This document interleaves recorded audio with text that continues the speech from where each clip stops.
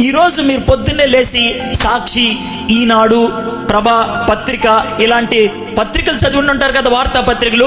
భారతదేశంలో తొలిసారిగా వార్తాపత్రికను ఆరంభించింది విలియం కేరీ. మీ చేతిలో ఏదైనా పుస్తకం ముద్రించి కనబడిందంటే విలియం కేరీని జ్ఞాపకం ఉంచుకోవాలి. భారతదేశంలో మొట్టమొదటిసారిగా ముద్రణ యంత్రాన్ని ప్రవేశపెట్టింది ఆయనే. బ్యాంకులో డబ్బులు దాచుకుంటే విలియం కేరీని జ్ఞాపకం ఉంచుకోవాలి. భారతదేశంలో తొలిసారిగా బ్యాంకుని ఆరంభించింది ఆయనే. మీరు రైలు బండి ఎక్కితే విలియం కేరీని జ్ఞాపకం ఉంచుకోవాలి.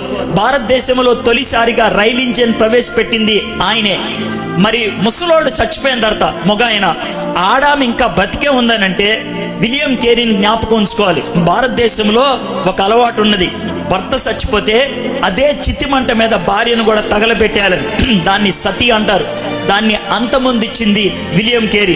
11 సంవత్సరాల పిల్లల్ని గంగా నది ఒడ్డుకి తీసుకెళ్ళి ముసలి గనక నోరు తెరిస్తే ఆ ముసలి నోట్లోకి ఆ బాబుని ఇసిరేసి ఆ ముసలి ఆ బాబుని తినేస్తే మా కుటుంబం ఆశీర్వదించబడుతుందని దరిద్రమైన అలవాటు కలిగినటువంటి ఈ దేశాన్ని ఆ అంధకారంలోంచి బయటికి తీసుకురావడానికి మొర్ర పెట్టింది విలియం కేరీ.